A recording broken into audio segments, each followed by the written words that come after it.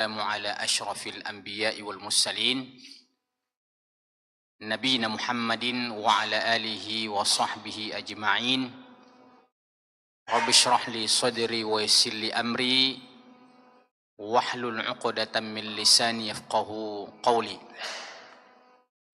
اللهم آت نفوسنا تقواها وزكها أنت خير من زكاها أنت وليها ومولاها اللهم إنا نعوذ بك من علم لا ينفع ومن قلب لا يخشع ومن نفس لا تشبع ومن عين لا تدمع ومن دعوة لا يستجاب لها. Hadirin dan hadirat, kalau ada hadirat yang sama-sama dirahmati dan dimuliakan oleh Allah Subhanahu wa taala. Pada subuh Ahad dalam pengajian rutin, saya mendapatkan kehormatan untuk bisa mengisi kajian ini yang selama ini saya pantau-pantau lewat media sosial. Yang sering mengisi di sini adalah pakar-pakar, ya.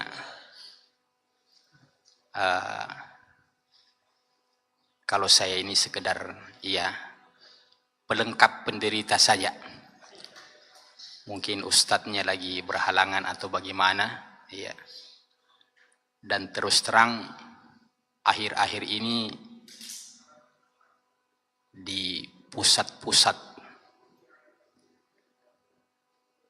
dakwanya Wahda itu, saya secara pribadi mulai agak grogi. Disuruh khutbah Jumat di Stiba, disuruh mengisi di sini, di Wihda. Karena alhamdulillah pemateri-pemateri kita, narasumber-narasumber kita, alhamdulillah itu mau memilih dari spesialisasi mana saja, hampir semuanya sudah ada. Mau fakar di bidang tafsir, ada Dr. Basran hafizahullah, Ustadz Maulana Laida, pakar hadis. Mau pakar fikih, Dr. Ahmad Hanafi. Mau pakar akidah, Dr. Salahuddin Guntung. Mau yang lucu-lucu, Dr. Bahrunida. Itu sedikit sekedar intermezzo. Saya setelah memperhatikan flyernya, ternyata tadabbur Quran. Ya, baru juga saya perhatikan, ternyata tadabbur Quran. Dan itu memang yang saya selama ini suka. Tapi pengurus mengatakan lanjutkan itu yang sudah tersebar. Tema tentang keterkaitan Ramadan dengan bulan haji.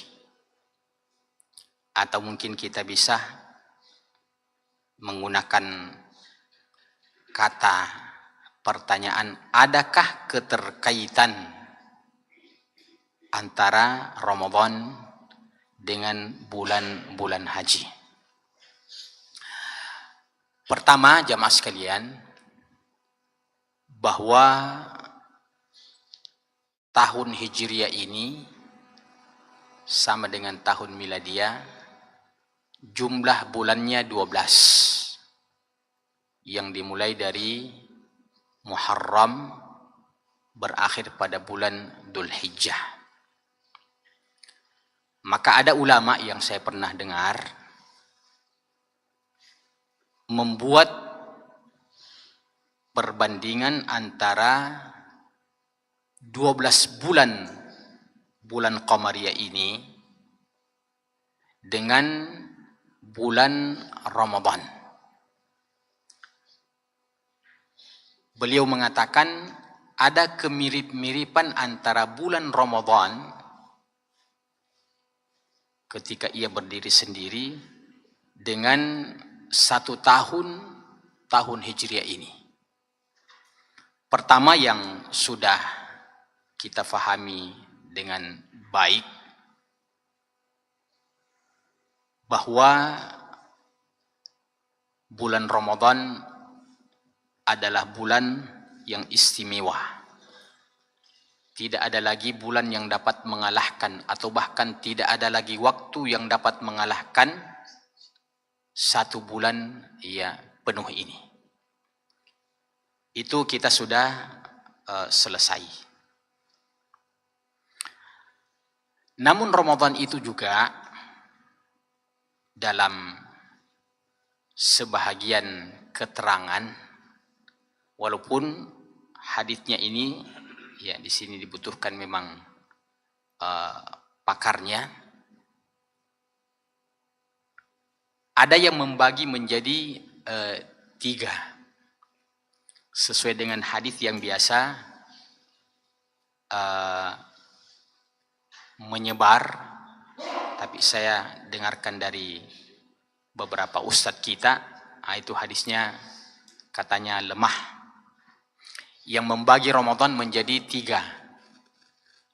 Sepertiga pertamanya rahmat, sepertiga pertengahannya maghfirah, sepertiga terakhirnya itqum minan nar, pembebasan dari api neraka. Yang benar itu kalau berdasarkan hadis yang sahih, bahwa Ramadan itu dari pertama sampai terakhir semuanya rahmat, bukan cuma 10 pertamanya. Dari pertama sampai terakhir semuanya momen maghfirah. Iya. Karena kalau konsekuensinya kita terima hadis itu, sepertinya kalau 1 sampai 10 kurang-kurang termotivasi kita memohon ampun karena belum waktunya maghfirah. Iya, itu konsekuensinya. Demikian pula kalau sebelum 10 terakhir kurang-kurang termotivasi kita memohon ampun agar dibebaskan dari api neraka, karena pembebasan dari api neraka itu 10 terakhir. Padahal dalam hadis itu tentang pembebasan orang-orang beriman dari api neraka, wadzalika fi kulli lailah. Dalam hadis yang sahih itu dikatakan wadzalika fi kulli lailah, momennya di bulan Ramadan itu setiap malam. Iya, dari malam pertama sampai terakhir, wadzalika fi kulli lailah. Namun ini jamaah sekalian sekedar ya kita sebutkan karena kita ingin membandingkan dengan 1 tahun Hijriah ini, bahwa sebagaimana Ramadan itu ya paling tidak jumlah harinya kita bisa bagi 3, 10 pertama, 10 pertengahan, dan 10 terakhir. Dan 10 terakhir inilah hari-hari yang teristimewa, ya. Maka Ramadan juga maka tahun Hijriah juga itu bisa dibagi 3. Bisa dibagi 3. Jadi 12 bagi 3 dapat 4. Kita bagi 3 lah. Muharram, Safar, Rabiul Awal, Rabiul Tsani. Jadi bulan 1 sampai bulan 4. Itu sepertiga pertama. Iya. Kata yang menjelaskan perkara ini, itu katanya kalau andaikan kita mau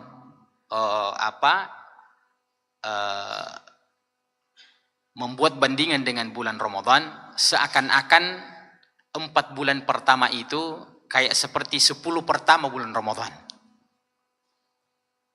Kemudian kita masuk pada 4 bulan yang kedua. Haram, Safar, Rabiul Awal, Rabiul Tsani, Jumadal Ula, Jumadah Tsaniyah, apalagi?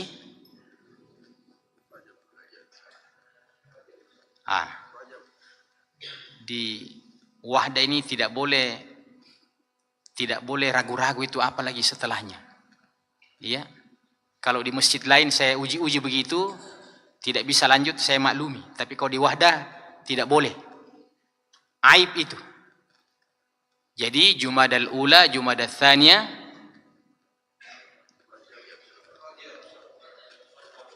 Rajab, Sya'ban. Nah, berarti kita mesti mengulangi hafalan kita ini tentang ya hafalan bulan-bulan qamariyah. Jadi Jumadal Ula, Jumadah Tsaniyah, atau istilah orang umum Jumadal Awal, Jumadah Tsani, Jumadal Akhir, Rajab, Sya'ban. Itu seakan-akan ya. Seakan-akan itu 10 pertengahannya Ramadan. Nah, kan di bulan-bulan itu juga tetap ada keutamaan-keutamaan di antaranya. Utamanya pada bulan Muharram. Di situ ada Asyura. Di situ ada Asyura, puasa Asyura. Iya. 4 bulan terakhir ini dari Ramadan, Syawal, Dzulqa'dah, Dzulhijjah. Jadi bulan Ramadan adalah bulan yang teristimewa. Tidak ada lagi yang dapat mengalahkan keutamaannya. Bahkan kalau kita kumpul 11 bulan ini, kalah keutamaan 11 bulan ini dibandingkan dengan bulan Ramadan. Tapi jamaah sekalian, mungkin ini pertama kita dengarkan, masih ada waktu yang dapat mengalahkan keutamaan bulan suci Ramadan. Masih ada waktu. Yang mana itu? Kalau 4 bulan ini kita kumpulkan. Kalau 4 bulan ini kita kumpulkan, maka Ramadan masih kalah keutamaannya. Kenapa? Karena 4 bulan ini itu masuk di dalamnya Ramadan. Jadi Ramadan tambah 3 bulan setelahnya. Ini diperumpamakan ya oleh ulama mirip-mirip dengan 10 terakhirnya bulan Ramadan. Jadi 4 bulan terakhir ini mirip-mirip dengan 10 terakhirnya bulan Ramadan. Kalau 10 terakhir itu, kata Aisyah, idza dakhala al-ashrul awakhir, kana an-nabiy sallallahu alaihi wasallam idza dakhala al-ashrul awakhir, ya, yang pertama ahya lailah wa shadda mi'zarah wa ayqadha ahlah.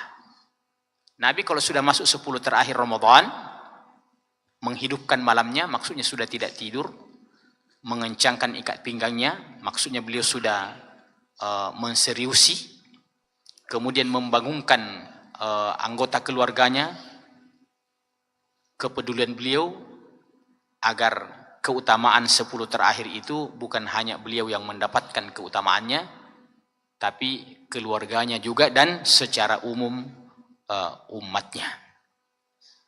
Nah, kita bahas 4 bulan yang terakhir ini.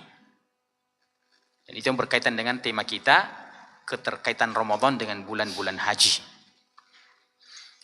Jadi bulan Ramadan pertama, ya kita mengulang-ulang lagi, di antaranya bulan Ramadan identik dengan bulan penghapusan dosa. Bulan dengan penghapusan dosa. 2 saja amalan yang kita kerjakan itu sudah dijanji menghapuskan dosa berapapun yang telah lalu. Kita ingat hadis, man qama ramadhana imanan wa ihtisaban ghufira lahu ma taqaddama min dhanbi wa man shama ramadhana imanan wa ihtisaban ghufira lahu ma taqaddama min dhanbi. Jadi 2, siam dan qiyam. 1 yang wajib, puasa di siang harinya, kemudian 1 yang sunnat, yaitu qiyamul lail, tapi sama-sama berfungsi untuk menghapuskan dosa setahun yang lalu. Selesai Ramadan, selesai Ramadan kita masuk bulan Syawal. Dan bulan Syawal ini sudah masuk awal bulan-bulan haji. Dalam surah Al-Baqarah Allah berfirman, Al-Hajju Ashhurum Ma'lumat. Al-Hajju Ashhurum Ma'lumat.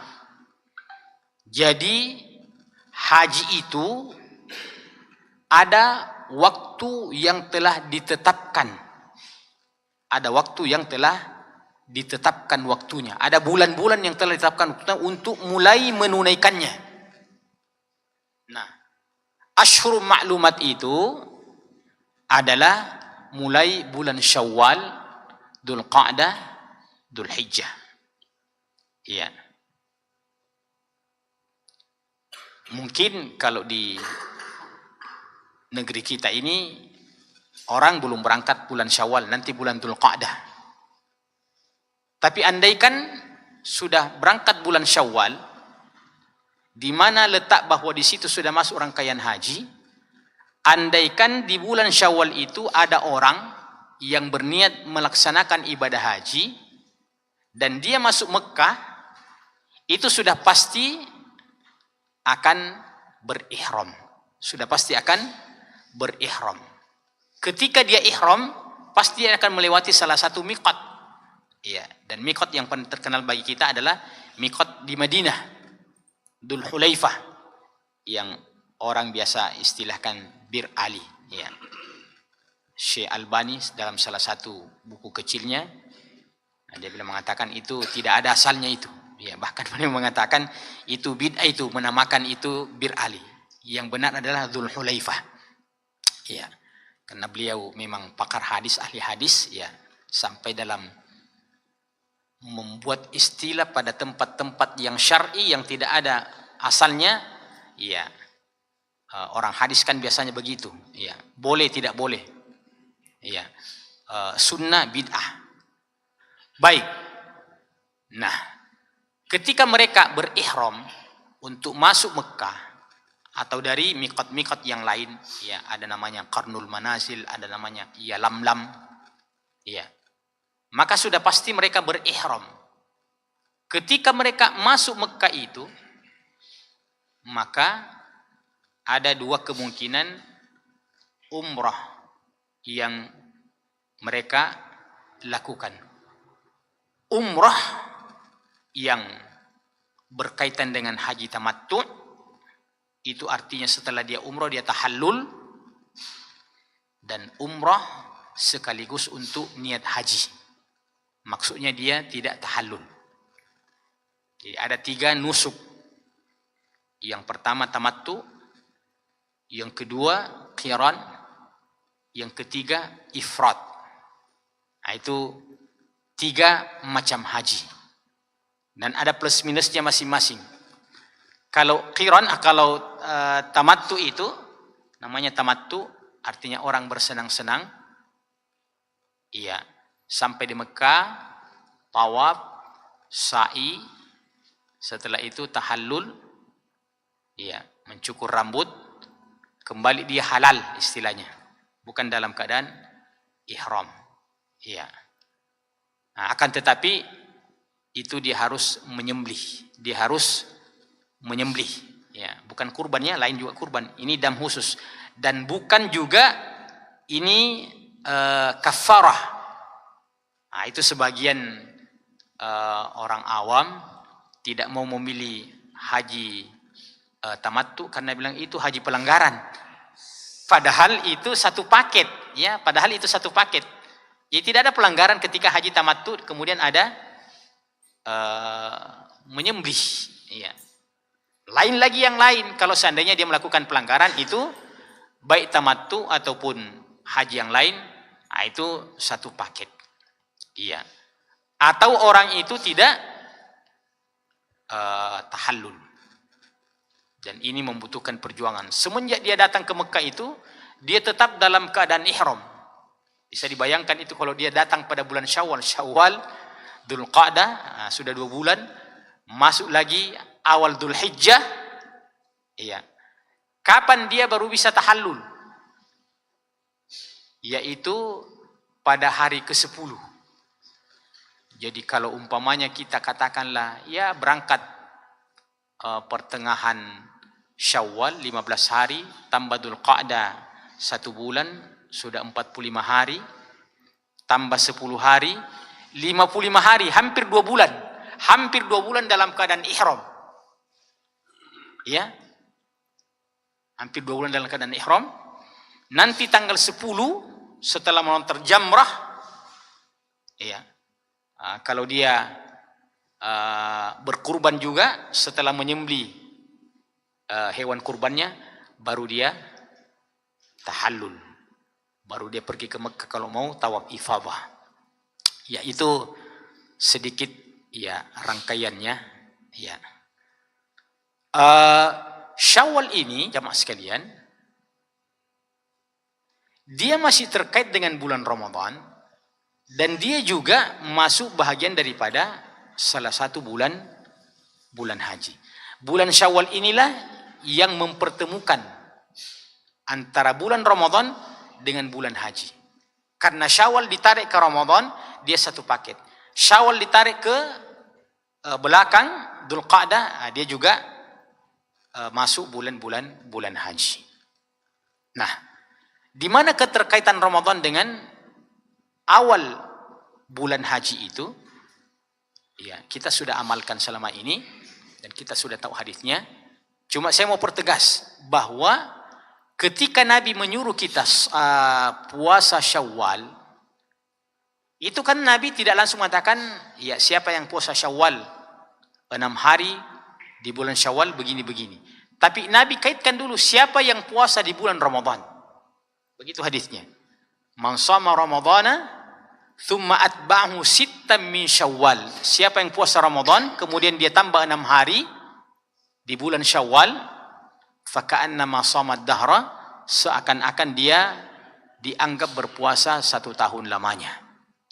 Itu karena kalau diasumsikan Ramadan itu 30, kemudian Syawal tambah 6 berarti 36 hari. 36 hari itu satu harinya itu bobotnya 10, karena al hasanatu bi asyri amsalihha, satu kebaikan itu lipat gandakan menjadi 10. Jadi kita menganalogikan satu hari itu katakanlah nilainya 10 dikali 36 berjumlah 360, dan itu jumlah hari dalam setahun. Jadi bisa didekat-dekatkan. Baik jamaah sekalian. Jadi Syawal ini ada keterkaitannya dengan Ramadan karena Nabi masih menyebutkan siapa yang berpuasa di bulan Ramadan, kemudian menambahkan 6 hari di bulan Syawal. Nah, saya ingin membayangkan bahwa yang berangkat melaksanakan ibadah haji itu sudah pastilah orang yang memanfaatkan momentum Ramadan itu. Jadi istilahnya tidak terputus dia punya amalan itu. Tidak terputus. Dia di bulan Ramadan full, masuk bulan Syawal dia berpuasa sunat, iya. Kemudian setelah itu, iya, apakah Syawal atau Dzulqa'dah, dia berangkat haji. Jadi orang ini tidak terputus itu amalan yang berkesinambungan dari bulan Ramadan, Syawal, Dzulqa'dah, Dzulhijjah. Nah, kita langsung masuk dalam intinya. Ini yang beribadah haji. Ini melaksanakan ibadah haji. Yang melaksanakan ibadah haji itu yang kita sebutkan tadi, dia juga yang kita bayangkan yang berpuasa di bulan Ramadan yang mendapatkan janji penghapusan dosa. Ketika dia berhaji lagi, yang terpenuhi rukun-rukunnya, syarat-syaratnya, wajib-wajibnya, bahkan sunnah-sunnahnya, ini lagi yang mendapatkan janji yang istimewa. Ya, hadisnya masyhur, al-hajjul mabrur laisa lahu jazaa'un illal jannah. Haji yang mabrur itu tidak ada balasannya yang pantas terkecuali surga, terkecuali surga.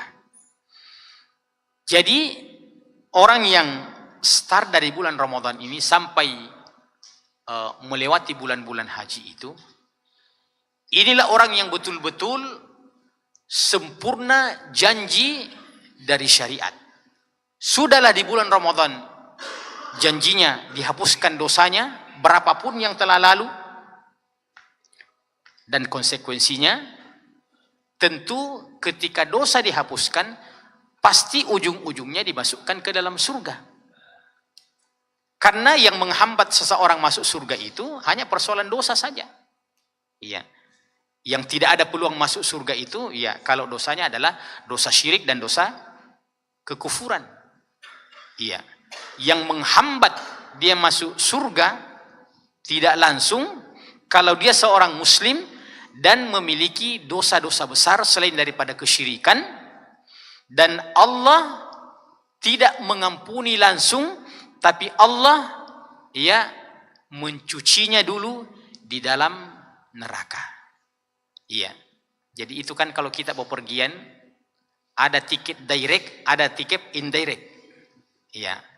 Ada langsung, ada tidak langsung. Maka ada di antara orang-orang Islam ini yang pakai tiket transit. Iya. Dia transit di mana? Transit di neraka dulu. Transit di neraka dulu.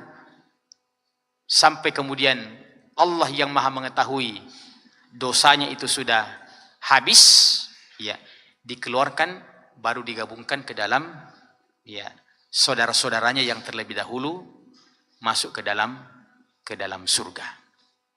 Nah, ini yang berhaji ini sudah 2 kali mendapatkan fasilitas. Dihapuskan dosanya yang telah lalu di bulan Ramadan dan dimasukkan ke dalam surga ketika dia mendapatkan haji yang mabrur. Iya. Kembali kepada kita yang tidak melaksanakan ibadah haji. Iya, pada tahun itu.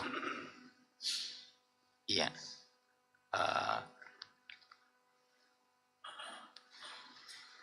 Kita tentu mendapatkan keutamaan itu karena kita sama-sama dengan orang yang berhaji itu di bulan Ramadan. Iya.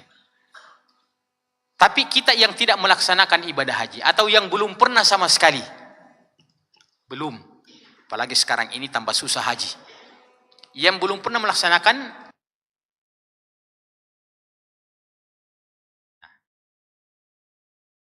jadi kalau dalam persoalan amalan, keutamaan. Ya. Kalau dia bersedekah banyak, woi, kenapa saya tidak bersedekah? Ya. Kalau dia memelihara salat-salat sunatnya, kenapa saya tidak bisa? Nah, itu cemburu yang dibolehkan di dalam syariat. Bedanya dengan cemburu dan hasad yang diharamkan. Kalau hasad yang diharamkan itu artinya mau menggantikan kedudukan orang itu dan berharap supaya nikmat dari orang itu hilang juga. Jadi memang luar biasa busuknya hatinya orang yang hasad ini. Sudah mau menggantikan orang, andaikan mau menggantikan, kau juga tetap begitu, tapi berharap kau tidak begitu juga. Ya, adapun ya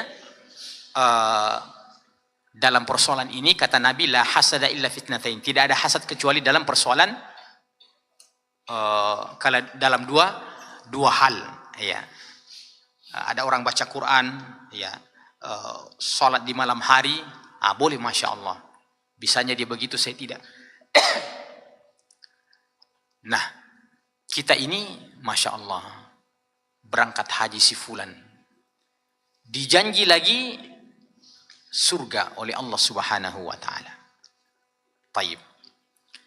Nah, ada hadis yang kita sudah tahu, yaitu tentang keutamaan puasa Arafah. Tentang keutamaan puasa Arafah. Iya. Siyamu yaumi Arafah yukaffiru sanatal madiyah wal qabilah. Puasa Arafah itu menghapuskan dosa setahun yang lalu dan setahun yang akan datang. Menghapuskan dosa setahun yang lalu dan setahun yang akan datang. Kira-kira jamaah sekalian, saya bertanya, siyamu yaumi Arafah, puasa Arafah, Kalau kita main logika-logika, walaupun kita sudah tahu hukumnya, tapi kita main logika, main perasaan. Kan puasa Arafah, ya. Arafah itu di mana? Iya, hanya di Arafah, di Mekah sana. Tidak ada duanya. Iya. Ada mungkin tetangga kita namanya Pak Arafah, tapi bukan itu maksudnya. Ya. Arafah hanya satu tempatnya. Dan ketika Nabi mengatakan Syam yaumi Arafah, kalau dari sisi feeling kita, kira-kira hadis ini ditujukan kepada orang yang berhaji atau orang yang tidak berhaji? Kalau secara feeling dan hubungan emosional, kepada orang yang melaksanakan ibadah haji. Karena Syam Arafah, memang Arafah ada di sana. Kemudian yang berhaji juga sudah ada di sana. Maka ketika Nabi mengatakan Syam yaumi Arafah, puasa Arafahku lagi. Iya. Menghapuskan dosa tahun yang lalu dan setahun yang akan datang. Andaikan itu syariatnya, maka kita ini sudah 2 kali kecewa. Dapat lagi dihapuskan dosa yang lalu dan setahun yang akan datang. Ya. Kayaknya bilang beberapa kali mau kau dapat makanan enak, kita nih belum makan. Ternyata Syam yaumi Arafah itu adalah bagi orang yang tidak berhaji. Justru yang berhaji itu, yang di sana ada Arafah, justru tidak dianjurkan untuk puasa Arafah ketika mereka berada di padang Arafah. Iya. Begitulah Allah dan Rasulnya telah mengatur syariat ini. Iya. Seakan-akan kalau kita mau logika, ada tomoku di Arafah, puasa Arafahku juga, ngambil semua. Kita ini orang yang tidak pergi haji, apa yang kita dapat? Ternyata dia balance. Siyamu yaumi Arafah, puasa Arafah, ternyata bagi orang yang tidak melaksanakan ibadah haji. Dan berapa perbandingannya itu yang puasa Arafah dengan yang tidak puasa Arafah? Berapa perbandingannya? Yang haji Pak setiap tahun itu kira-kira berapa? Pokoknya dari seluruh dunia. Tidak sampai 3 juta, mungkin 2 juta. Iya. 2 sampai 2,5 juta mungkin. Nah, sudah ada di medsos itu, sekarang ini Masjidil Haram sudah siap menampung 2 juta umat Islam. Sudah selesai pembangunannya itu. Iya. Tidak ada lagi besi-besi itu di dalam yang apa? Ya. Nah, ternyata Syamu yaumi Arafah ini bagi orang yang tidak melaksanakan ibadah haji. Jadi seakan-akan bahwa kalau Anda dijanji dalam syariat bahwa ketika berhaji dimasukkan ke dalam surga oleh Allah Subhanahu wa taala, kami yang tidak berhaji ini walaupun tidak injak Mekah, tapi kami juga mendapatkan satu fasilitas. Ketika kita berpuasa Arafah, dihapuskan dosa kita setahun yang lalu dan setahun yang akan datang. Sama. Di bulan Ramadan kita sama-sama. Tidak ada cerita haji. Siapa yang melaksanakan itu dihapuskan yang telah lalu. Di bulan haji, ada yang dijanji surga, ada yang dijanji dihapuskan yang lalu, dan dihapuskan yang akan datang. Jadi yang tidak berhaji ini, andaikan dia meninggal, ya, sebelum habis 1 tahun itu, dijamin dia masuk surga dengan puasa Arafah itu. Iya. Sebelum kita lanjut, saya ingin singgah di sini tentang puasa Arafah, dan itu sesuatu yang realita, ya, yang ada di tengah-tengah kita. Baik.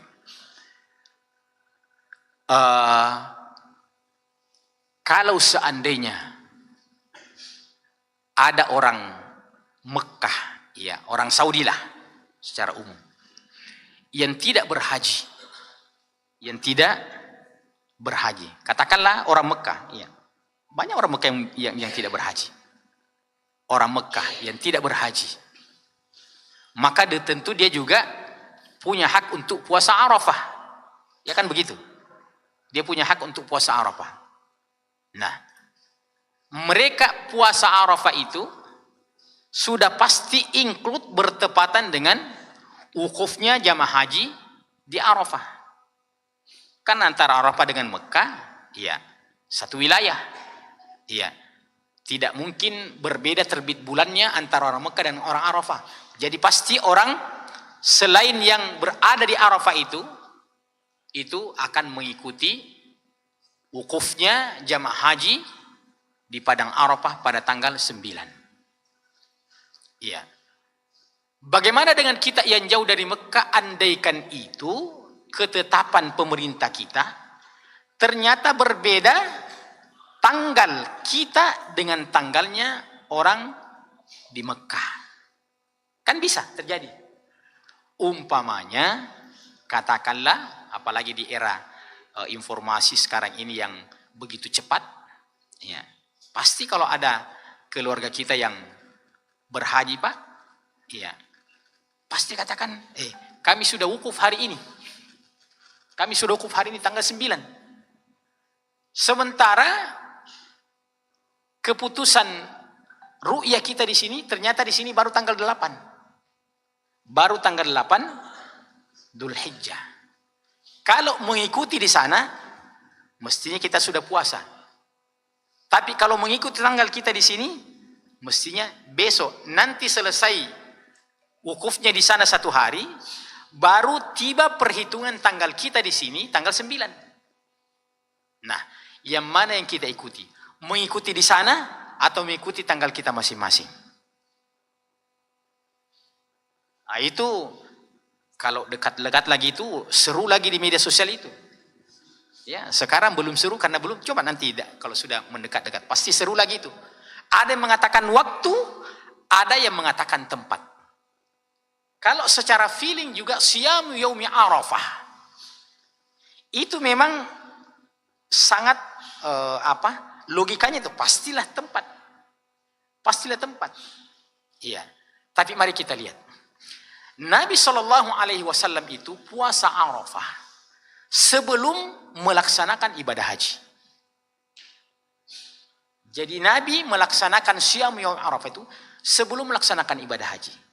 Jadi pada tahun pertama, pada tahun kedua, ketiga, keempat, kelima, keenam, 7, 8, 9. Karena Nabi tahun terakhir baru pergi haji, pertama dan terakhir. Iya. Sementara Nabi menganjurkan Syamu Yaumi Arafah. Ketika Nabi mengatakan itu, belum ada orang yang wukuf di Arafah. Ternyata pada waktu itu Nabi sudah puasa Arafah. Nah, itu salah satu di antara dalilnya yang mengatakan bahwa kita berdasarkan tanggal di mana kita berada. Iya. Karena ketika Nabi menganjurkan puasa Arafah itu, andaikan pun kita berandai-andai, dan itu tidak mungkin. Ya, karena Nabi yang harus mencontohkan. Andaikan pun ada orang yang wukuf di Arafah ketika Nabi mengatakan Syam Yaumi Arafah. Ya, untuk mengetahui bahwa orang di Arafah itu sudah wukuf, itu membutuhkan waktu berapa lama untuk ketahui itu. Ini antara Mekah dan Madinah saja. Ya. Nah, belum ada media sosial. Ya, kalau hari ini 1 detik cek. Ya. Ketika ada yang makan-makan di satu tempat, langsung di sharing, langsung saya tahu, lagi makan-makan nih, tidak nak panggil. Ya. Tapi waktu itu belum ada, Pak. Jadi Nabi pada tahun terakhir ke-10 itu berhaji pertama dan terakhir. Dan kaum muslimin sebelum canggihnya informasi ini, ya, kita tarik maju ke depan. Katakanlah di zamannya imam mazhab ini, Abu Hanifah, Malik, Syafi'i dan Ahmad rahimahumullahu jami'an. Saya yakin di zamannya 4 imam ini belum ada telepon. Kita sepakat belum ada telepon waktu itu. Apalagi HP. Iya, apalagi Android. Sudah pasti tidak ada. Kira-kira pengikut-pengikut mazhab ini di seluruh dunia yang tersebar, ya, Kira-kira bagaimana cara mereka puasa Arafah pada waktu itu? Kira-kira bagaimana caranya puasa Arafah? Apakah ada yang pergi berjaga-jaga di Arafah sana? Iya.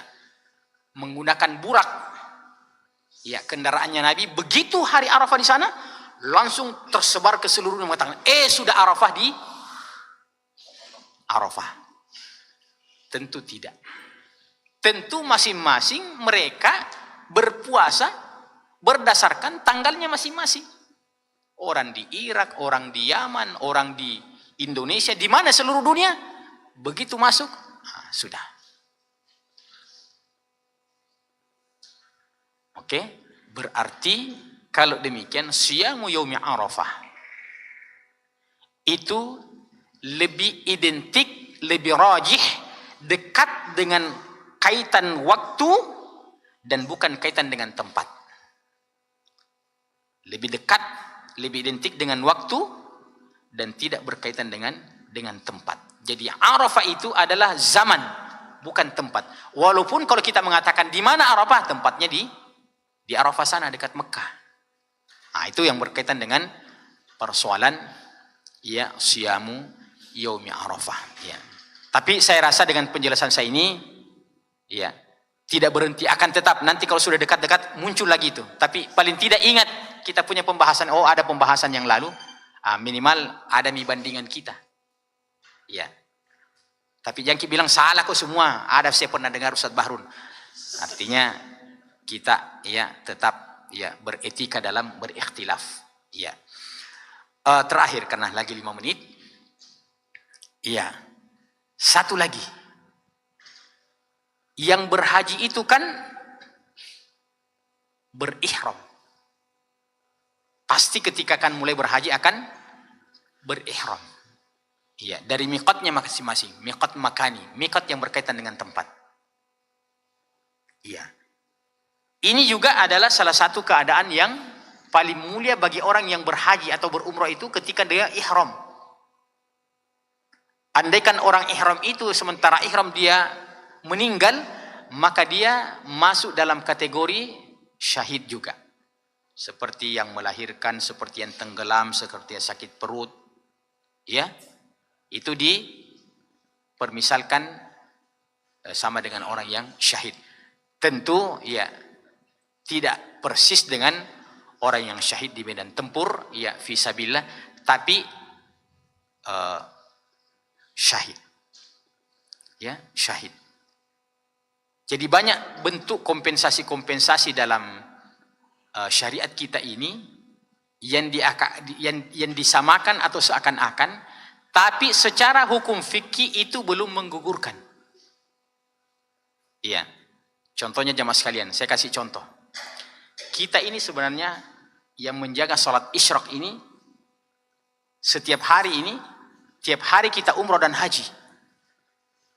Karena Nabi mengatakan, pahalanya itu dari rumah, berwudu, pergi sholat subuh, duduk-duduk zikir-zikir. Setelah terbit matahari, dia sholat sunat 2 rakaat. Pahalanya, haji dan umrah, tambah. Lengkap, sempurna. Iya. Tapi tidak ada ulama mengatakan bahwa yang rajin sholat syuruk itu tidak perlu dia pergi haji. Itu sama, ya. Jadi dari sisi utamanya dipersamakan, menandingi, tapi dari sisi kewajiban itu tidak menggugurkan kalau dia belum pernah melaksanakan ibadah haji. Ya. Nah, orang ihram ini salah satu di antara keadaan yang sakral orang ihram. Apa hal-hal yang perlu dihindari orang yang ihram? Kita sudah tahu semua. Tidak boleh dia potong rambut, tidak boleh potong kuku, tidak boleh cabut-cabut bulu, tidak boleh ya pakai wangi-wangian, ya apalagi hubungan suami istri dan seterusnya. Itu larangan-larangan buat orang yang ihram. Maka kita yang tidak melaksanakan ibadah haji ini, ya cemburu lagi. Masya Allah, dia ihram. Kita ini tidak ada ihramnya. ada lagi yang dekat-dekat, ya, yang bisa kita lakukan mirip-mirip dengan orang yang ihram. Kata Nabi sallallahu alaihi wasallam, "Idza dakhala ashrul hijjah wa arada ahadukum an yudhhi fala ya'khudh min sya'rihi wa adhafihi syai'a." Atau kama qala sallallahu alaihi wasallam. Apabila salah seorang di antara kalian berniat untuk mau berkurban, berudhiyah. Ya. Berkurban itu semua kaum muslimin, baik yang haji ataupun yang tidak haji. Bahkan lebih banyak yang tidak haji. Kata Nabi, kalau mau kurban, sudah masuk 10 pertama, mulai tanggal 1, setelah terbenamnya matahari pada tanggal 30 Dzulqa'dah, masuk tanggal 1, setelah maghrib itu sudah terhitung malam tanggal 1. Maka janganlah dia cukur. Ya. Jadi kita ini yang mau kurban insya Allah, ya, paling lambat sekali itu tanggal 29 Dzulqa'dah lah. Karena siapa tahu tidak ada 30-nya. Jadi pada lambat sekali itu tanggal 9 pergi memang cukur, ya. Terutama yang khatib-khatib itu ya perlu rapi-rapi sedikit, ya. Karena ustadz itu saya lihat sensitif sekali masyarakat menilainya, Pak. Panjang-panjang rambutnya dikritik, panjang rambutnya itu ustadz. Padahal tidak haram, Ji. Nah itu sensitifnya itu kalau kita menjadi dai, orang kritik kita pada hal-hal yang mubah, ya. Kita sholat saja tidak pakai songkok, bilang ustaz tidak pakai songkok. Memangnya itu pakai songkok wajib? Ya, coba kita lihat. Ya, ustaz, minum kopi di kafe. Memangnya ustaz tidak boleh minum kopi? Ya, dipersoalkan sebuah kasihan. Iya, baik. Maka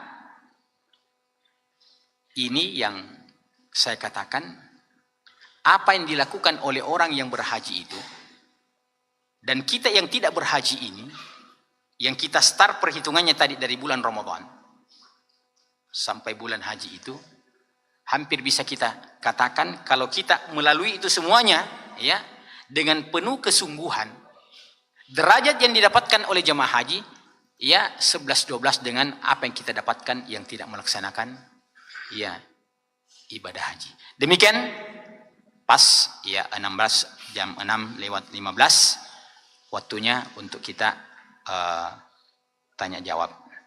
Demikian, wallahu ta'ala alam.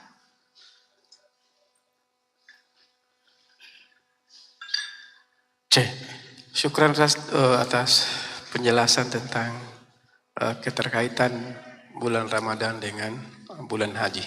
Disilakan sebelum kita juga, ini yang di belakang sini minta tolong maju ke depan dulu karena teman-teman panitia itu mengatur jalan kota di tempat duduknya antum di belakang. Silakan maju ke depan sini. Itu yang di belakang situ maju ke depan sini.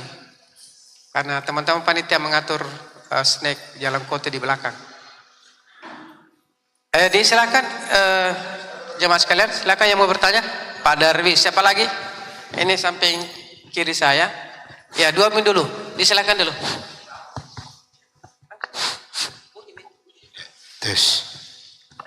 Terima kasih Ustaz. Assalamualaikum warahmatullahi wabarakatuh. Waalaikumsalam warahmatullahi wabarakatuh. Saya mau tanyakan Ustaz tentang kurban ini Ustaz. Apakah diperbolehkan? Kan sekarang orang bilang sapi jantan yang lebih utama, lebih abdal daripada sapi betina. Yang mana lebih abdal ini Ustaz? Ya, itu saja. Kasih. Ya, Pak Darwis silakan. Syukran, bismillah, alhamdulillah, wassalatu wassalamu ala rasulillah wa ba'd. Waalaikumsalam. Tentang dam Ustaz ini, ya, akhir-akhir ini kan ada pembahasan yang cukup menarik ini, wacana atau bahkan sudah diterapkan tahun ini, walaupun dibatasi untuk pelaksana haji.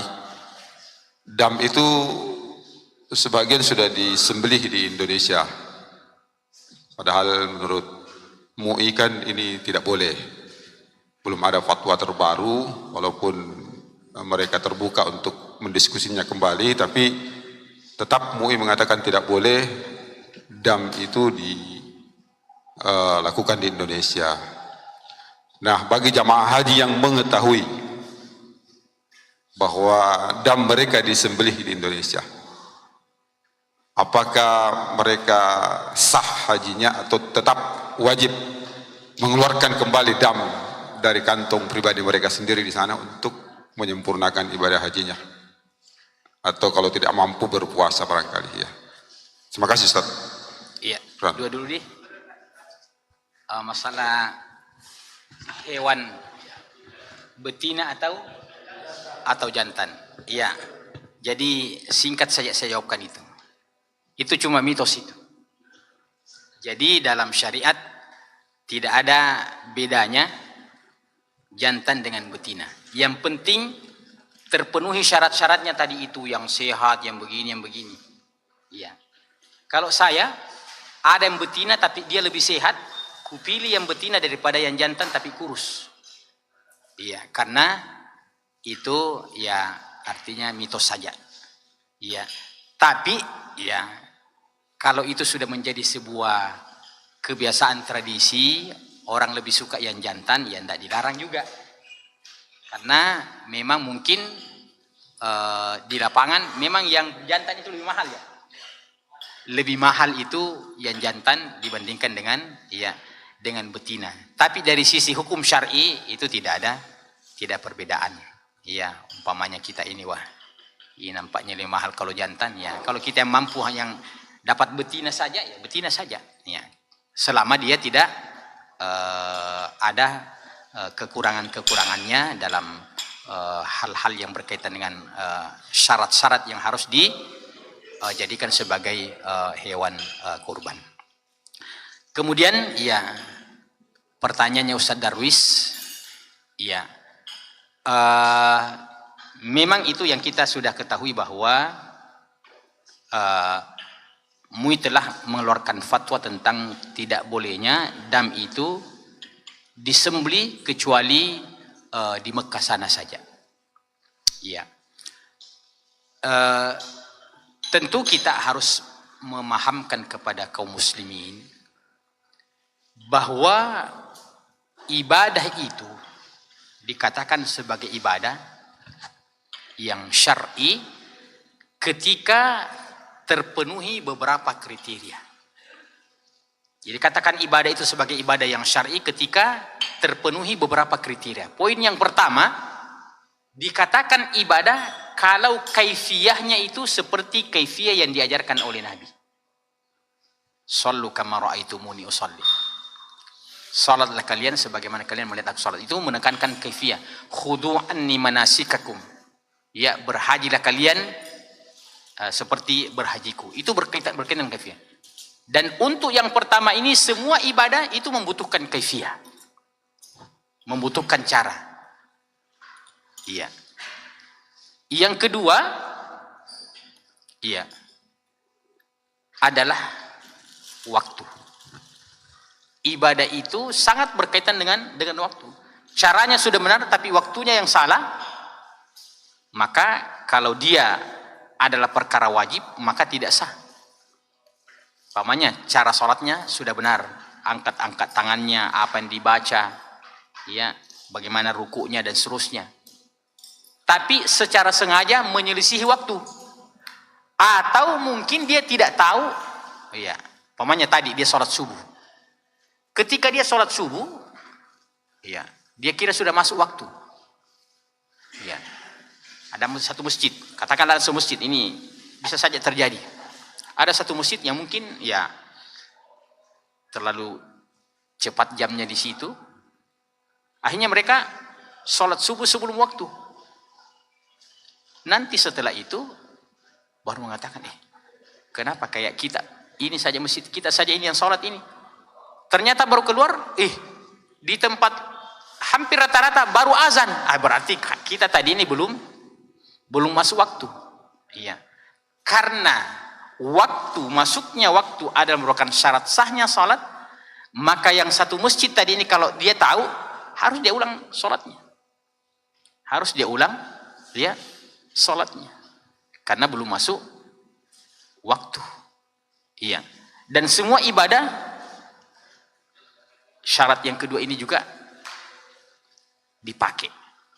Salat, puasa, zakat, ya haji, semua ada waktunya. Satu yang tidak ada waktunya, menikah. Mau kapan saja menikah.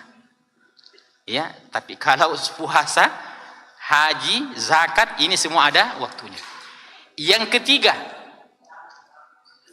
ibadah itu dikatakan sebagai ibadah yang sesuai dengan syar'i ketika kita selektif mengikuti jumlahnya dan bilangannya.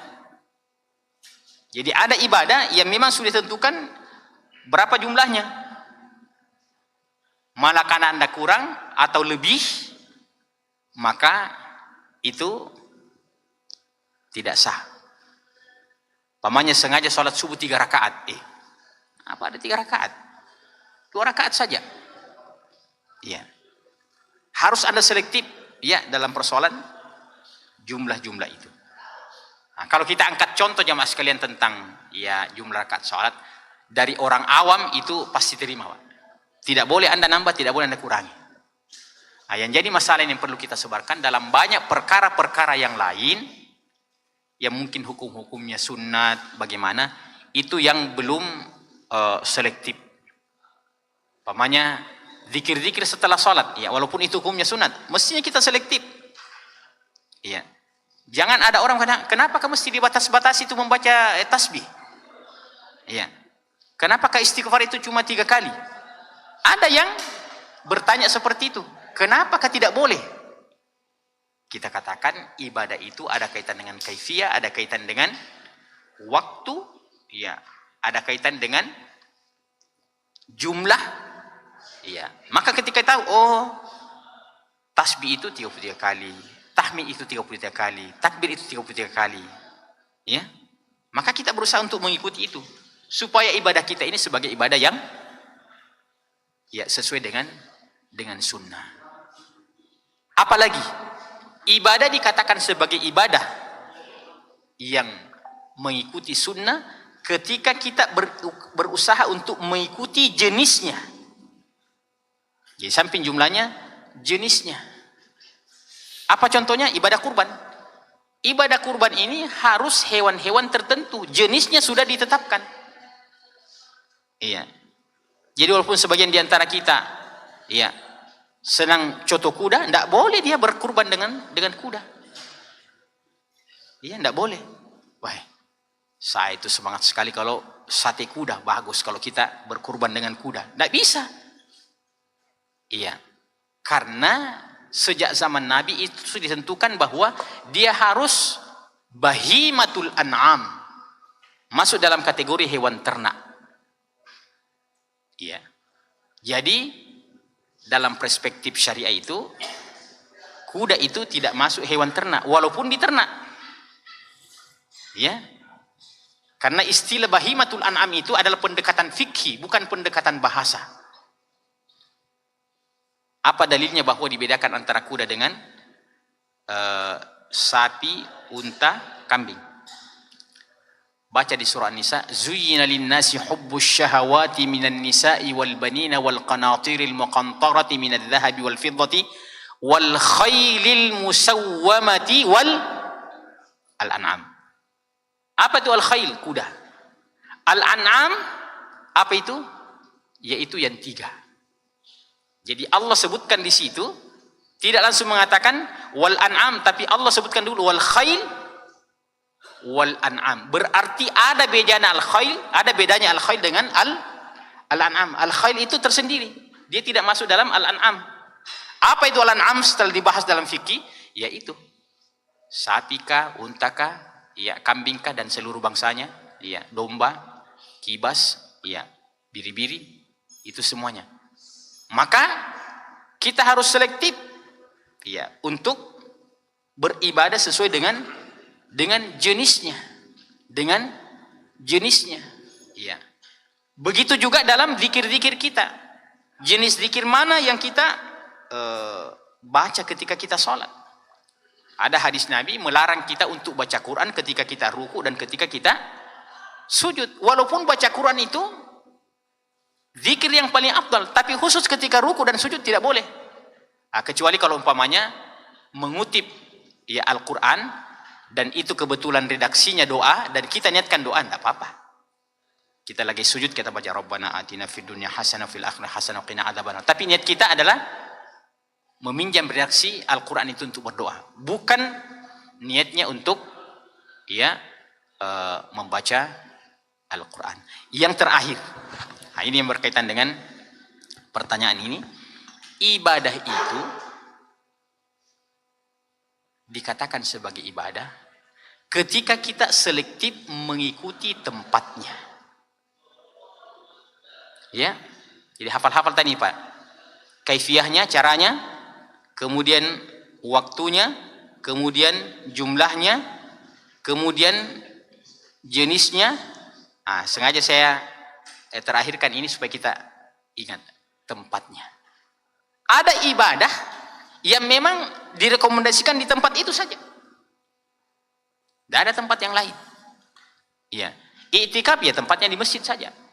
Tidak boleh ada mengatakan ayo kita di rumahku, bagus sekali kamar di rumahku itu luas itu.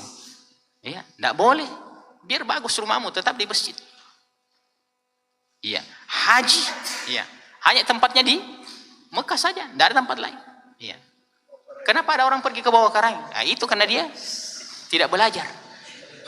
Kewajiban kita semua ini untuk mendakwakan, iya, sebagian masyarakat yang masih punya keyakinan seperti itu. Nah, termasuk dalam hal ini apa yang merupakan kewajiban satu paket dengan haji itu harus tempatnya di sana. Jadi yang terutama itu adalah menyembelihnya di sana. Menyembelihnya di sana.